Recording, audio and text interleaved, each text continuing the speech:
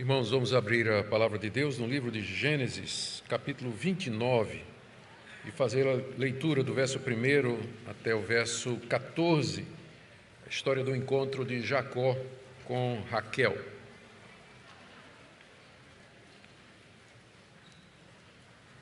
Gênesis 29, de 1 a 14. Com isso, nós estamos dando sequência à nossa série de exposições no livro de Gênesis. Jacó se pôs a caminho e foi à terra do povo do Oriente. Olhou e eis um poço no campo e 3 rebanhos de ovelhas deitados junto dele, porque daquele poço davam de beber aos rebanhos. E havia uma grande pedra que tapava a boca do poço. Ajuntavam-se ali todos os rebanhos, os pastores removiam a pedra da boca do poço, davam de beber às ovelhas e tornavam a colocá-la no seu devido lugar. Jacó perguntou aos pastores: "De onde são vocês, meus irmãos?" Responderam: "Somos de Harã." Perguntou-lhes: "Vocês conhecem Labão, filho de Naor?" Responderam: "Conhecemos." Jacó perguntou ainda: "Ele vai bem?" Eles responderam: "Sim, vai bem. Olhe, Raquel, a filha dele, vem vindo aí com as ovelhas."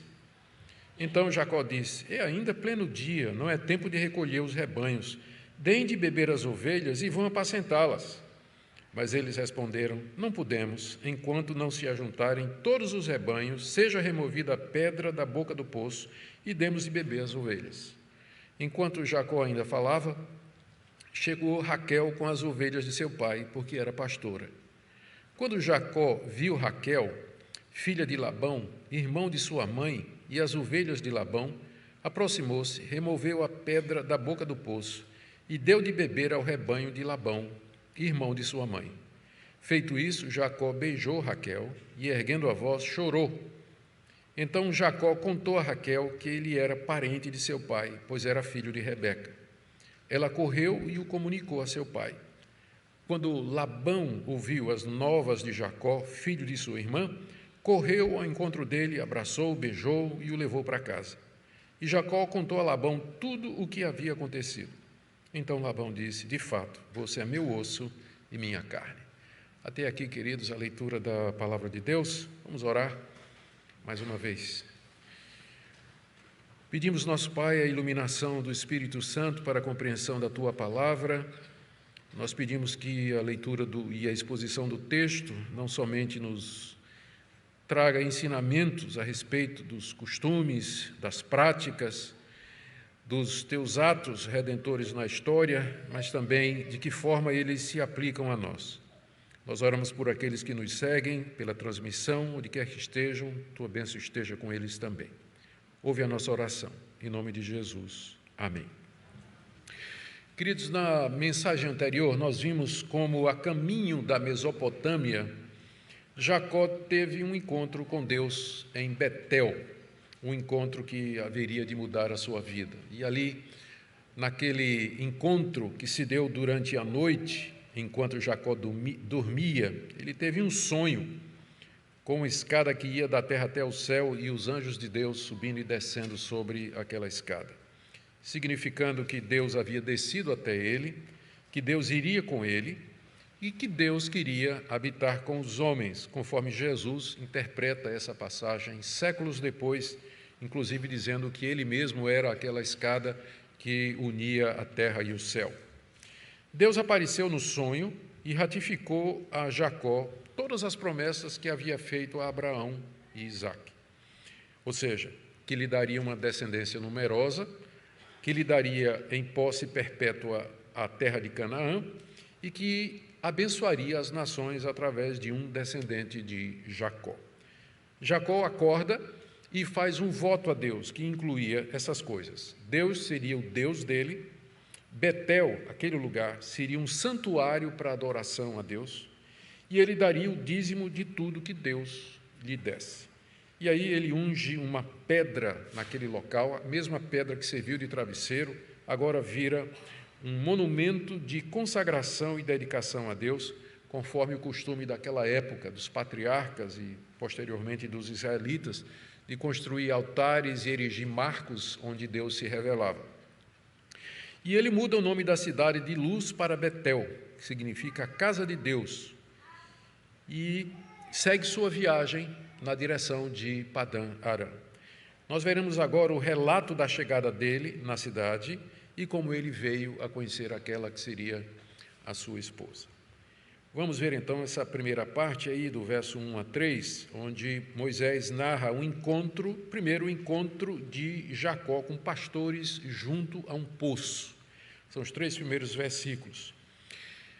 Ou seja, logo após o sonho, na manhã seguinte, o texto nos diz que Jacó seguiu seu caminho. Verso 1, Jacó se pôs a caminho e foi à terra do povo do Oriente. E agora, quem sabe, o coração em festa, alegre, depois da manifestação do favor de Deus para com ele, naquela visão, que foi a primeira visão que Jacó teve. Após um tempo, cerca de 700 quilômetros, ele chega na Mesopotâmia, que é chamada aqui literalmente, no hebraico, a terra dos filhos do Oriente. Não tanto para indicar a posição geográfica, Oriente é leste, local onde o sol nasce. Se você olhar no mapa, Padã Arã fica mais para a banda do Nordeste. Mas porque o pessoal que morava naquela região era oriundo do Oriente, lá da Mesopotâmia. O destino de Jacó era exatamente essa cidade de Arã, que foi o local onde, décadas atrás, Tera e seus filhos, entre eles Abraão, haviam migrado depois que Abraão recebeu o chamado de Deus em Ur dos Caldeus. E foi de lá que Abraão, mais tarde, seguiu jornada para a terra de Canaã, muito tempo atrás. Naor, irmão de Abraão, tinha ficado ali na cidade de Harã e se estabeleceu ali. E ele teve um filho chamado Betuel, que por sua vez gerou Labão e Rebeca. Rebeca haveria de se casar com Isaque e tiveram um filho, 2 filhos, na verdade, gêmeos, Esaú e Jacó. Essa era a parentela, essa era a família de Jacó que morava lá na terra do Oriente, lá na Mesopotâmia, mais especificamente em Harã. E era lá que Jacó haveria de encontrar uma esposa, conforme foi orientado por Isaque, seu pai. Quando ele chegou na região, ele viu um poço usado para beberar os rebanhos de ovelhas daquele lugar. Verso 2, olhou, e eis um poço no campo. Ele olhou, talvez procurando direção, para que lado era a cidade. Ele olhou, e havia eis um poço no campo, e 3 rebanhos de ovelhas deitados junto dele, porque daquele poço davam de beber aos rebanhos, e havia uma grande pedra que tapava a boca do poço. A criação de ovelhas era muito comum no Antigo Oriente, era uma das formas de subsistência, e geralmente não era só ovelha, era cabra também. Cabra e bode, né? Por isso, daqui, Jesus um dia disse que ia fazer a separação, quando ele viesse em glória, significando as ovelhas do seu povo e os bodes, aqueles que não eram. Mas isso fica para Mateus 25. O ponto aqui é que Jacó encontra aquela região, aquele momento, aquele lugar onde essas ovelhas eram abeberadas. E ele percebe que o poço está fechado, com uma pedra. Talvez, primeiro, para evitar que alguém caísse, evitar que algum animal caísse, manter o poço limpo, impedir a evaporação, uma vez que aquela região é muito quente e a água é muito preciosa, era o bem mais precioso, e, por fim, impedir que outras pessoas, que não os donos dos rebanhos e as ovelhas, fizessem uso daquele local. E quando Jacó chega ali, tem 3 rebanhos de ovelha com seus respectivos pastores, as ovelhas deitadas, esperando o momento de beber água daquele poço.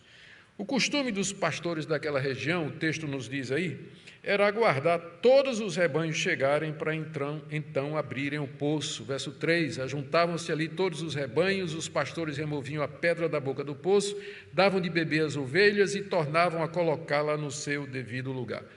E é curioso, né, essa prática, mas faz sentido, considerando como os poços eram raros e como eles eram importantes para a vida e a subsistência da pecuária naquela região. A pedra só podia ser removida em conjunto pelos pastores uma vez por dia.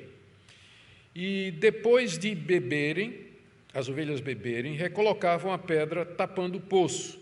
Esse abeberamento coletivo tinha como objetivo impedir que o poço fosse aberto várias vezes por dia, o que certamente iria provocar cair areia dentro do poço, a água ficar suja, e fora toda aquela movimentação ao redor do poço, que certamente perturbaria a paz daquela região. Fora o fato de que haveria um uso desigual da água, né? Haveria um uso desigual. Então, a ideia era essa, né? Era um acordo de toda a região, que os pastores chegavam com seus rebanhos, todo mundo chegava, removiam a pedra, davam de beber, fechava e levavam as ovelhas para pastar. Foi isso que Jacó viu quando ele chegou ali, depois de ter caminhado 700 quilômetros, né, lá de Berseba até aquela região, e aí que ele também descobre que chegou no seu destino, que é a segunda parte aqui do texto, do verso 4 até o verso 6. Ele inicia um diálogo com os pastores que estavam ali aguardando, verso 4. Jacó perguntou aos pastores: de onde são vocês, meus irmãos? E eles responderam: somos de Harã. Ele os trata como irmãos porque Jacó também era pastor. Enquanto que Esaú, seu irmão, era caçador, Esaú era homem caseiro, era homem que ficava em casa, que cuidava dos negócios da família.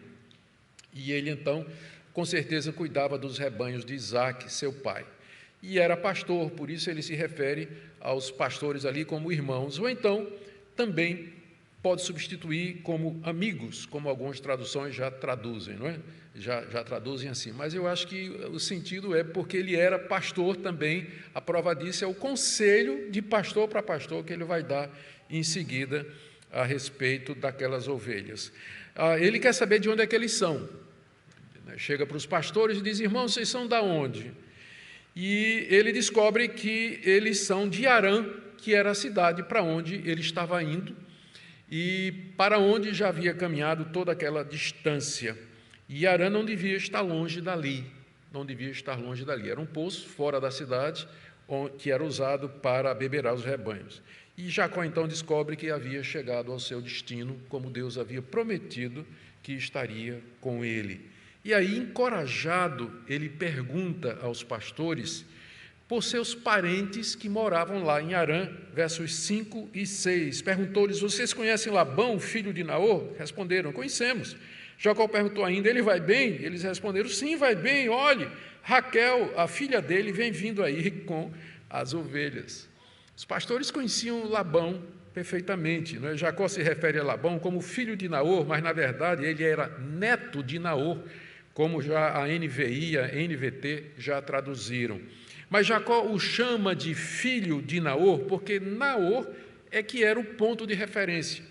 Ele era o irmão de Abraão, que ficou naquela região, estabeleceu a família ali, criou raízes, provavelmente tinha sido uma pessoa de muita influência, enquanto que Betuel, que é o pai de Labão, é uma figura apagada em toda a história dos patriarcas, como nós vimos até agora. Então, a referência era Naor. Então, ele pergunta: vocês conhecem Labão, filho de Naor? Filho aí, entenda, neto. Mas filho, para poder dizer, significa descendente, não é? Descendente de Naor. E, a essa altura, Naor já devia ter morrido, não é? E eles disseram que conheciam e que Labão ia muito bem. Literalmente, no hebraico, ele tem paz, que era uma das coisas mais preciosas naquela época. Muitas guerras marcavam o Antigo Oriente. E quando se perguntava a uma pessoa se tudo ia bem, quase sempre queria dizer, né? Você está em paz, não é? Está em paz por conta dos conflitos que eram muito comuns naquela região. Sim, Labão estava bem, estava em paz, e não somente isso, né? Mas a filha dele estava chegando, era o último rebanho que faltava, era exatamente o de Labão. E surpresa para Jacó, quem pastoreia, quem cuida das ovelhas de Labão é sua filha, chamada Raquel, que em hebraico significa ovelha. Esse é mais um daqueles encontros em que a providência de Deus faz com que os eventos ocorram dentro de uma sincronização perfeita. Deus guia a nossa história, Deus conduz os acontecimentos e faz parte da providência de Deus que as coisas aconteçam exatamente no tempo previsto por Deus. E faz as coisas acontecerem nessa sincronia com muita frequência. E é mais um desses momentos aqui. Labão não somente estava bem, mas naquele exato momento a filha dele estava chegando no poço. Não é coincidência, nós não acreditamos em coincidência, nós não acreditamos em sorte, nós não acreditamos no acaso, mas aqui é Deus dirigindo a história, mais uma vez fazendo as coisas acontecerem de acordo com o plano que ele já tinha estabelecido antes da criação do mundo. Aqui é um daqueles eventos tipo o servo de o servo de Abraão, que vai procurar uma esposa para Isaque, que encontra Rebeca também à beira de um poço décadas antes. É como um evento como aquele em que Jacó deixa a tenda do seu pai Isaque, depois de ter roubado a bênção, segundos antes de Esaú entrar, trazendo a comida que tinha preparado para o pai e descobrir que tinha sido roubado pelo irmão. Tudo sincronizado perfeitamente. Esse é o nosso Deus sábio e perfeito, que tem o poder e a sabedoria para fazer esse tipo de coisa. Do verso 7 a 12, nós lemos aqui temos o centro do episódio, que é o encontro de Jacó com Raquel, verso de 7 a 12. Aqui a narrativa retrocede um pouco para contar uma parte da conversa de Jacó com os pastores, que vai servir para preparar o encontro de Jacó com Raquel. Jacó havia estranhado que os rebanhos estavam ao lado do poço, fechado, esperando. Verso 7. Então Jacó disse: é ainda pleno dia, não é tempo de recolher os rebanhos, deem de beber as ovelhas e vão apacentá-las.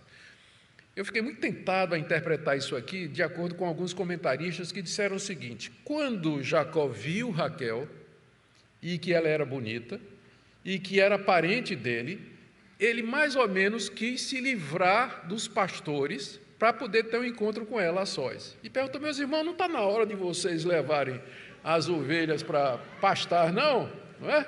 E aí ficava ele e Raquel somente. Fiquei muito tentado a aceitar essa interpretação, mas ela me parece muito fantasiosa. O que é mais provável é que aqui é um flashback, né? Moisés volta um pouquinho para narrar uma parte da conversa que Jacó teve com os pastores e que vai servir para introduzi-lo à presença de Raquel. Jacó, o verso 7, ele diz assim: ainda dia pleno, não é tempo de recolher os rebanhos, etc. E ele disse isso porque ele entendia da arte, né? Ele mesmo era pastor. Ele, inclusive, tinha tratado aqueles pastores como irmão. E ele entendia muito bem daquilo ali. E partindo do seu conhecimento, ele então orienta os seus irmãos pastores. Eles deveriam dar de beber as ovelhas e levar para pastar, porque ainda não era nem de tardezinha, o sol estava alto. Então, por que estava perdendo tempo ali? Não é? Deveriam estar fazendo isso. E é curioso que os pastores não ficam irritados com a palavra de Jacó, né, que era um estranho, né, querendo já ensinar os pastores daquela região como fazer seu trabalho, né? Mas eles respondem com mansidão no verso 8. Mas eles responderam: não podemos sair, não podemos levar as ovelhas para pastar, enquanto não se ajuntarem todos os rebanhos, seja removida a pedra da boca do poço e demos de beber as ovelhas. Talvez essas orientações de Jacó não tenham sido assim do tipo: vocês estão fazendo errado, por que vocês não fazem assim e assim? Não é? Talvez tenha sido colocado sob a forma de perguntas. É possível traduzir assim, tanto é que a nova tradução na linguagem de hoje, a nova versão transformadora, já trouxeram dessa maneira, como na forma de pergunta: por que vocês não dão água e levam as ovelhas para pastar? Talvez ele fez na forma de pergunta, né? Porque não há reação nenhuma da parte dos pastores ao enxerimento, né? de Jacó, não é? A se meter num assunto que realmente não era da conta dele. Então, eles respondem assim, que era costume, era prática, eles estavam esperando todos os rebanhos chegarem para remover a pedra e dar de beber as ovelhas. E é nesse momento que Raquel entra em cena, que ela aparece, versos de 9 a 10. Diz aí o texto, verso 9: enquanto Jacó ainda falava, chegou Raquel com as ovelhas do seu pai, porque era pastora. Eu não resisto a fazer o comentário de que esse versículo é muito usado por certas igrejas para provar ordenação feminina, né, que mulheres podem ser pastoras, porque Raquel era pastora. Eu acho que o pessoal não faz diferença entre ovelha e gente, mas acha que porque ela era pastora, então ela quer dizer que pode ter pastora de gente também. Não é? Eu não vou nem comentar esse tipo de interpretação. Pastoras eram incomuns naquela época. Na verdade, cuidar de ovelhas, cuidar de gado, era mais uma tarefa dos homens. Mas em algumas situações, era perfeitamente plausível. Alguns autores que eu li, inclusive que tinham viajado pelo Oriente Médio, eles disseram que tinham encontrado ali naquela região, e na região da Arábia também, sheiks cujas filhas não casadas, solteiras, era quem cuidava dos rebanhos, até casar. Quando casar, ia cuidar do marido e dos filhos, mas que em algumas regiões era possível encontrar essas jovens cuidando de rebanhos, mas com certeza isso era alguma coisa em comum. Talvez porque Labão não tinha filhos, ou porque se tinha, eram ainda pequenos e não tinham condição de ir para o campo cuidar dos rebanhos. Por isso, Raquel era a pastora, como diz aí o verso 9. Ela entra em cena, era uma mulher na idade de casar, era bonita, formosa, como vai ser dito mais adiante aqui na narrativa, não hoje, mas mais adiante, e ela tinha vindo, segundo o costume, dar água às ovelhas de seu pai na hora habitual. Quando Jacó viu Raquel, então o homem se transformou, né? Virou um leão. Diz aí que ele se adianta, verso 10, quando Jacó viu Raquel, filha de Labão, irmão de sua mãe, e viu que ela era muito bonita, isso vai ser dito mais adiante, viu as ovelhas de Labão, aproximou-se, removeu a pedra da boca do poço e deu de beber ao rebanho de Labão, irmão de sua mãe. Raquel era sua prima, filha de Labão, tio de Jacó. Jacó, quando vê, era parente, ele tinha ido para lá casar com uma parente, não é? Quando ele vê a parente, e além do mais bonita, não é? E então ele ou era um homem de força extraordinária, ou ele foi motivado, e o amor tem dessas coisas, né? A paixão tem dessas coisas, o homem vira um leão, né? Fica brabo, ou então forte, né? E ele então, talvez querendo impressionar a Raquel, né? Ou impressionar o pai de Raquel para dizer assim, eu sou inclusive capaz de cuidar de rebanho, né? Ele vai lá e faz o que 2 ou 3 homens geralmente faziam, ele remove a pedra e em seguida ele dá de beber ao rebanho de seu tio Labão. Não tem protesto nenhum aqui dos pastores, né? Porque Jacó tinha removido a pedra, provavelmente porque só faltava mesmo o rebanho de Raquel chegar.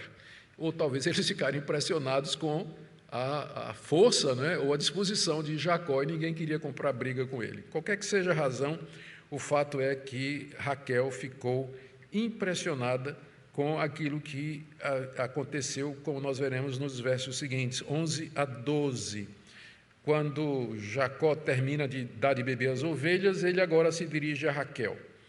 Lemos aí no verso 11. Feito isso, Jacó beijou Raquel e, erguendo a voz, chorou.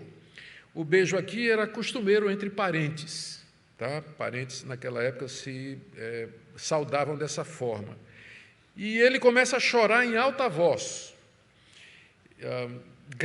sem vergonha nenhuma, né? Diante das outras pessoas ali, ele está chorando, né? Ele estava provavelmente grato a Deus, porque ele viu que Deus havia conduzido o seu caminho, Deus havia estado com ele por um ato da providência, da misericórdia de Deus. Deus havia cumprido aquilo que prometeu lá em Betel, de que seria com ele, que iria com ele até Harã, e que haveria de estar com ele toda aquela jornada, até que ele voltasse para Canaã, e isso aqui ele interpreta claramente como sendo a mão de Deus, por isso choro de gratidão, choro de emoção, é um daqueles momentos que vocês que que com certeza vão entender muito mais pelo que eu estou dizendo, muito menos pelo que eu estou dizendo, do que por aquilo que vocês já experimentaram. Aquele momento na sua vida em que você claramente viu é Deus. E você não pôde fazer outra coisa senão chorar.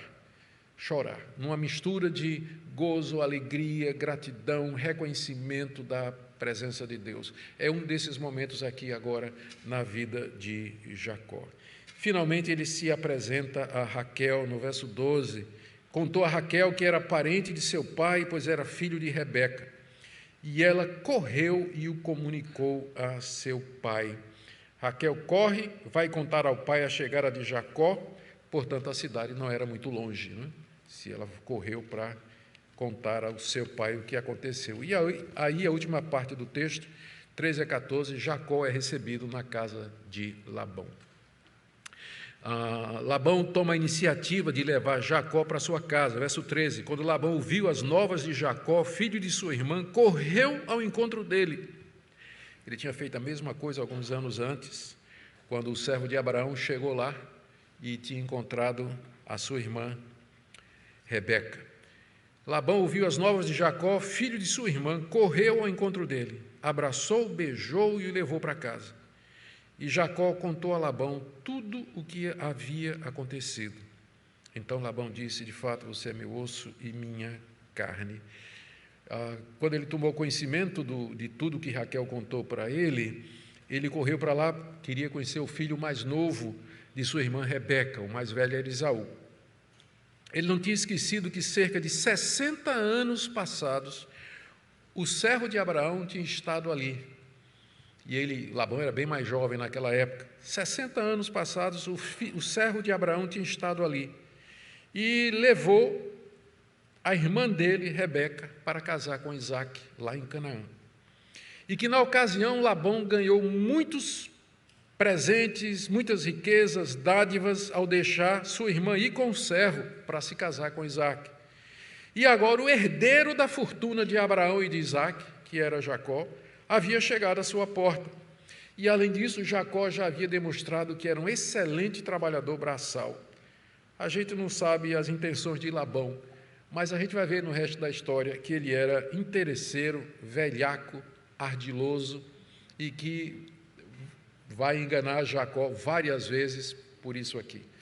E ele corre para lá, talvez, a gente não pode julgar pelo texto as intenções de Labão, mas tudo indica que ele viu ali mais uma, ele lucrou da primeira vez, né, quando veio o servo de Abraão, e agora, 60 anos depois, era aposentadoria, né, com certeza, estava na hora de receber ali, quem sabe, né, o suficiente para se aposentar tranquilo. Ele corre para lá e nos diz o texto, e ele recebe Jacó com todo aquele afeto da hospitalidade oriental, abraça, beija, leva para casa, lava os pés, dá um banquete, uma festa, e o texto nos diz aí que uma vez lá, Jacó lhe conta a história toda, o que provavelmente incluía que ele estava fugindo do seu irmão Esaú, por ter recebido a bênção de Abraão no lugar dele, que era o mais velho, mas que ele tinha feito isso porque ele tinha esse direito, porque Esaú tinha vendido a primogenitura para ele muito tempo antes, que sua mãe Rebeca o havia orientado a passar um tempo ali, até que o perigo passasse e ele pudesse retornar,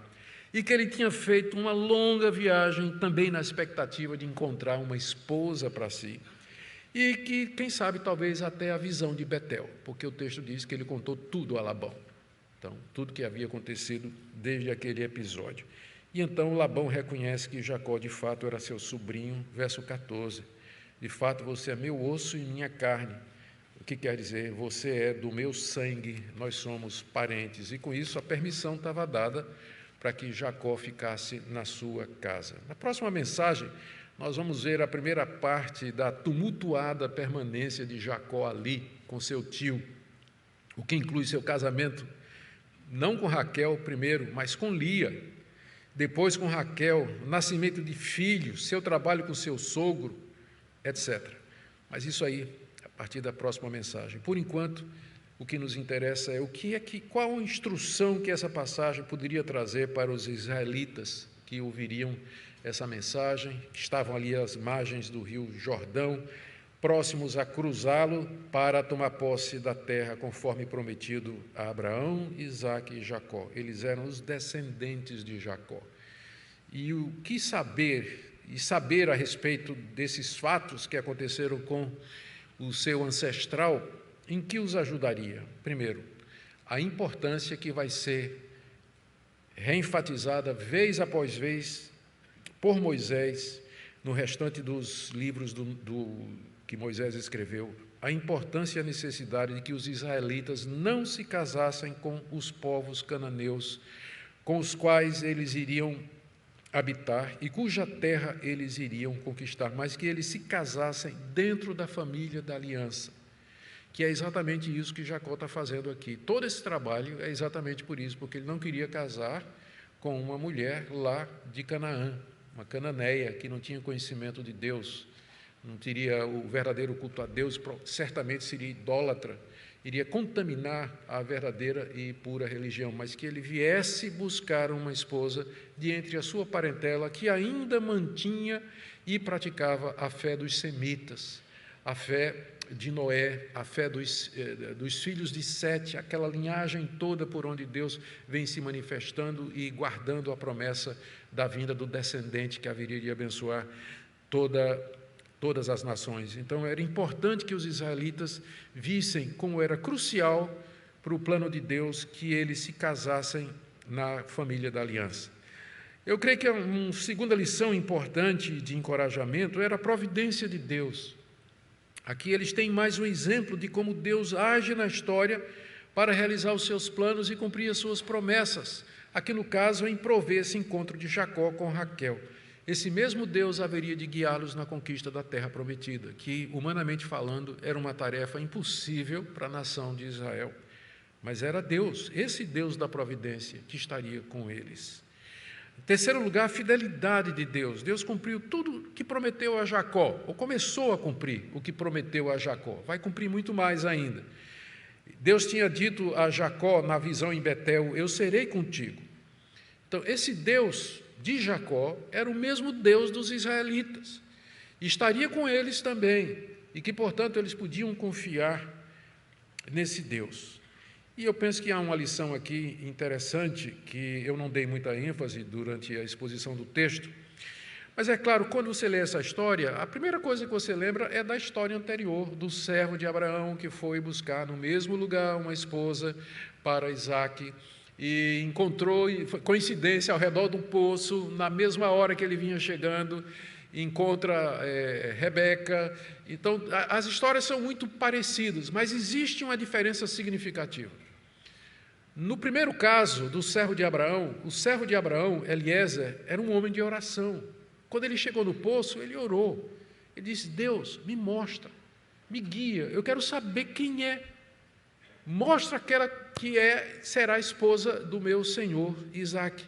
E Deus mostrou Rebeca. E quando ele percebeu que Deus tinha atendido, diz o texto lá, que ele adorou a Deus, agradeceu a Deus.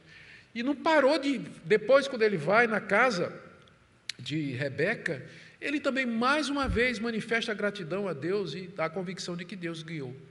Mas aqui você percebe que Jacó, mesmo depois daquela experiência lá em Betel, uma experiência que, se não foi uma experiência marcante, você não vê Jacó aqui orando, pedindo direção, nem agradecendo, nem agradecendo. O que é que isso nos diz? É que é só a misericórdia de Deus, porque se Deus fosse depender da piedade, da moralidade, da ética e do compromisso e da perseverança dos patriarcas, nenhum de nós hoje conheceria Jesus Cristo. Era só pela graça, a misericórdia de Deus, apesar de um Jacó que não ora, que não busca, que não demonstra qualquer piedade, Deus cumpriu direitinho. Deus o levou para aquela que haveria de ser a sua esposa e assim cumpriu as promessas que tinha feito lá em Betel. Os israelitas deviam saber que se alguma bênção eles recebessem na conquista da terra, aliás, a própria terra, como dom de Deus, era pela graça de Deus, não era por mérito. Eles não mereciam absolutamente nada, como Jacó também não merecia absolutamente nada. Mas é aqui que dependemos, e é aqui que nós nos firmamos, na fidelidade desse Deus, na sua graça, na sua misericórdia. Se nós formos infiéis, Ele permanece fiel, porque Ele não pode negar a si mesmo. Ele não pode negar a si mesmo, escreve Paulo a Timóteo. Irmãos, algumas aplicações práticas e eu estou terminando. E eu quero mais me dirigir para aqueles que estão passando por um momento de dúvida, incerteza em sua vida, talvez momentos de grande dificuldade, de grande provação. Confie que Deus está no controle da sua vida. É isso que esse texto nos ensina. A providência de Deus. E não só esse texto, mas a Bíblia toda. A Bíblia toda é a respeito de Deus e de como Ele ama o seu povo, cuida do seu povo, é fiel às suas promessas feitas a seu povo. E aqui é meu segundo ponto, minha segunda aplicação. Lembre das promessas que Ele nos fez em Jesus Cristo. Ele nunca vai nos desamparar. Ele nunca prometeu uma vida tranquila, sem dificuldade, sem sofrimento, sem dor. Ele nunca prometeu esse tipo de coisa. Mas Ele prometeu que estaria conosco, como Ele disse a Jacó em Betel: eu estarei contigo, eu vou com você. Ele está conosco. Lembre disso, que Ele está conosco, que Ele perdoa os nossos pecados. É isso que Ele nos prometeu na aliança conosco em Jesus Cristo, perdão de pecados. Lembra que Jesus está intercedendo por você. Jesus está suplicando ao Pai por você nesse exato momento. O Espírito Santo habita em você, Ele é o Consolador. Lembra da promessa de Deus de que Ele nos dará uma terra renovada, restaurada, onde toda dor passará para todo sempre e onde estaremos com o Senhor Jesus eternamente. É isso que a Bíblia, é esse o tema central da Bíblia. A Bíblia é sobre isso, sobre esse Deus e a sua aliança com o seu povo. Um Deus que é fiel, um Deus que cumpre o que Ele promete, um Deus que nos chama a participar desse povo, um Deus a quem nós desonramos quando apoiamos nossa fé em sentimentos e não naquilo que Ele revelou aqui. Um Deus que é disposto a perdoar e recomeçar. Por isso eu queria que nessa noite você examinasse sua vida, e à luz de tudo que nós vimos aqui, você honestamente perguntasse a Deus: Senhor, eu sou de fato do teu povo, faço parte do teu povo, estou debaixo da tua aliança, tenho as tuas promessas comigo, confio no Senhor que o Senhor vai cumprir tudo o que prometeu, inclusive me dar a vida eterna mediante Jesus Cristo. Que Deus guie você nesse exame e na segurança que eu desejo, segurança que você venha a ter mediante Jesus, do perdão de pecados e da vida eterna. Assim, Deus nos abençoe. Fiquemos em pé, queridos, e vamos orar. Em seguida, nós cantaremos o hino anunciado. Eu nem sei qual é o hino. Vai ter um hino depois, não é? Cantaremos o hino. Oremos. Ó Deus grandioso, Deus fiel, misericordioso e bom, assim como Tu guiastes, ó Deus, aqueles homens, aquelas pessoas da antiga aliança e na nova aliança também, assim também o Senhor deseja nos guiar. Nós que somos o Teu povo e que temos uma aliança celebrada no sangue do Teu Filho Jesus, Tu és o Deus fiel, que não nos desampara. Socorre os aflitos, os abatidos, os que estão, Senhor, diante de decisões difíceis, aqueles que estão padecendo necessidade. Lembra as Tuas promessas fiéis e lembra que Tu és o nosso maior tesouro, a fonte suprema de gozo e de alegria aqui nesse mundo. E enche-nos com essa alegria. É o que nós pedimos em nome de Jesus.